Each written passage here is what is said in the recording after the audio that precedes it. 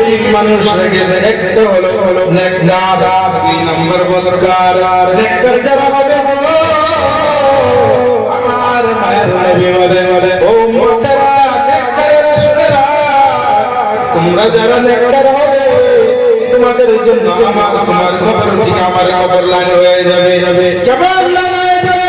কবরের মধ্যে রাখার পর নেক বান্দা যখন কবরের মধ্যে থাকে, হাদিস শরীফের মধ্যে নবী বলেন ও দুনিয়ার মানুষেরা, যখন তোমাকে ধর আসার পরে একটা মানুষের 40 কদম আসার পরে জমিন আওয়াজ দিতে থাকে, কবরে আওয়াজ দিতে থাকে, এই আল্লাহর বান্দা তুমি দেখাও, তখন জমিনের কবরে আওয়াজ দিয়ে বলে এ আল্লাহর বান্দা, তুই যে আমার উপরে চলাফেরা করতা, তুমি যখন আমার উপরে চলাফেরা করতা আমি তোমাকে দোয়া দিতাম, আজকে তুমি আমার মাঝে এসে করে বান্দা, তাহলে আমার বাবা শুনুক, আমার ভালো কামগুলো তুমি দেখতে পারবে। তখন আল্লাহ তাআলা হুকুম করবে ও জমিন তুই কুশাদ হয়ে যাও, ফারাগ হয়ে যাও, কবর গোশাল হয়ে যাবে। আর যখন আল্লাহর গুনাহগার বাচ্চাদের কবরে তাতে রাখা হয়, রেখে ধরে কবরে আওয়াজ দিতে দেখে এই গুনাহগার ও আল্লাহর গুনাহগার বান্দা ওই ইসলামাই করে কবরে আওয়াজ দেয়, কবরে বলে ওরে গুনাহগার তুই জান্নাত আমার উপর দিয়ে চলবা, আমি তোমাকে কিনার নজরে দেখতাম, আজকে তুই আমার মাঝে এসে গেছো, আমার আরবি আমার আরবি যেটা বলবে তুমি দেখতে পারবা। তখন আল্লাহ হুকুম করবে, রব্বিটা বলবে ও জমিন, কবরকে বলবে ও কবর তোমার দুইটা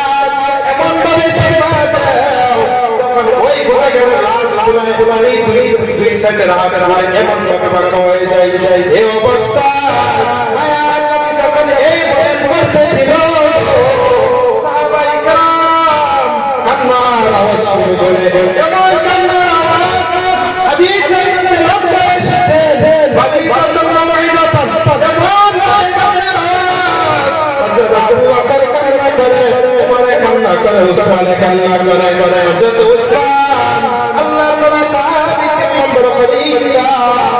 তরজমারে কান্না করে, কবর দেখে হাও মাও করে কান্না করে, হযরত উসমান যেমন কান্না করে,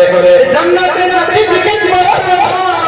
আল্লাহর নবী বশরে পেয়েছে, ওই উসমান আমি নবীর সাথে তুমি জান্নাতে যাওয়া, সমস্ত নবী জান্নাতের মধ্যে দুষ্ট হবে, আর আমার দুষ্ট হবে তুমি উসমান রাদিয়াল্লাহু তাআলা। সেই উসমান জান্নাতে সার্টিফিকেট পাওয়ার পর কান্না করে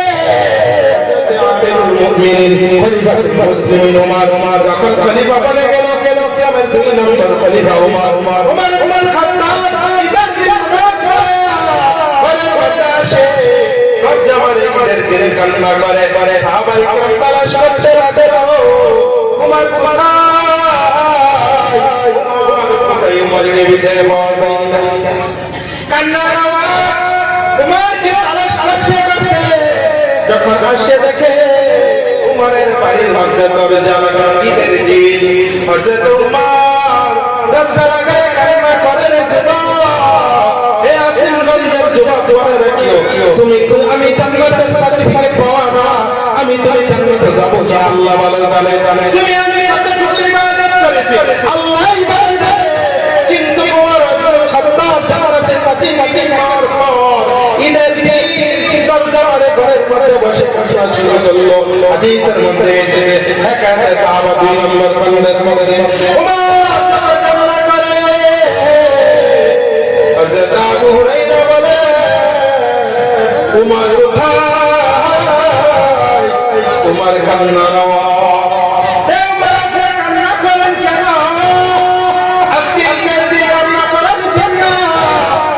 ওমর ইবনে খাত্তাব বলেন ওই আমার মায়ের নবী সাহাবারা শুনে আজকে কান্না করার দিন হলো, আজকে খুশির দিন, ওই জন্য নবীর জন্য যিনাকে আল্লাহ তাআলা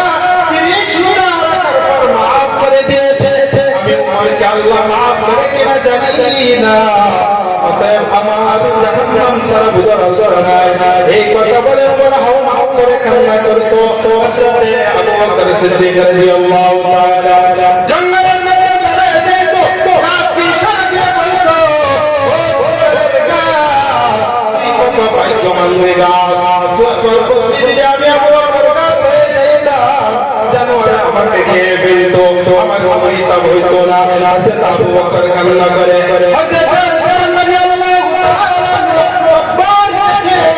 আল্লাহ করে কান্না করে রে যুবক এই গরিবগঞ্জের মুসলমান তুমি আমি এই নবীর উম্মত যেই নবী তোমার আমার জন্য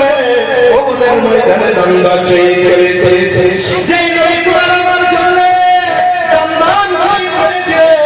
যেই নবী তোমার আমার জন্য মাথার মধ্যে আঘাত করেছে যেই নবী তোমার আমার জন্য কষ্ট করেছে কোনদিন শান্তি পায় নাই সেই নবী এখনো মদিনায় শেষে কাঁদতেছে রে আজকে তুমি আমি গুনাহগারের মধ্যে পড়ে আছি তুমি আমি দুনিয়ার দানের মধ্যে দৌড়ে গেছি ওটা তোমার আমার জান্নাতে আসা নাই কোন আমলের খবর নাই এই জন্য আল্লাহ তাআলা বলেন ও নবী আমাকে ভয় কর ইয়া আইয়ুহাল্লাযীনা আমানু তাকুল্লাহ আমি আল্লাহকে ভয় কর ঈমানদারকে আল্লাহ বলেন ওই ঈমানদারেরা এখানে কোন ইহুদি খ্রিস্টান বিধর্মীকে বলেন ওই আল্লাহ তাআলা শুধু টার্গেট করে বলেন ইয়া আইয়ুহাল্লাযীনা আমানু ওই ঈমানওয়ালারা তাকুল্লাহ আমি আল্লাহকে ভয় কর আল্লাহ তো মায়ের আল্লাহ আল্লাহ 99 টা নামের মধ্যে একটা নাম আছে কাফার আর বাকি সমাজ রহমান রহিম গফফার এত নাম থাকার পরে আল্লাহ বলে ও মুমিন আমাকে আমি আল্লাহকে ভয় কর কিসের জন্য ভয় করার জন্য এই আয়াতের ব্যাখ্যায় তাফসীরের মধ্যে মুফাসসির কিরাম বলেন আল্লাহ মাহবুব রাহমাতুল্লাহ বলেন ইয়া আইয়ুহাল্লাযীনা আমানু তাকুল্লাহ আল্লাহকে ভয় করার মানে হলো আল্লাহর জাহান্নামকে ভয় করো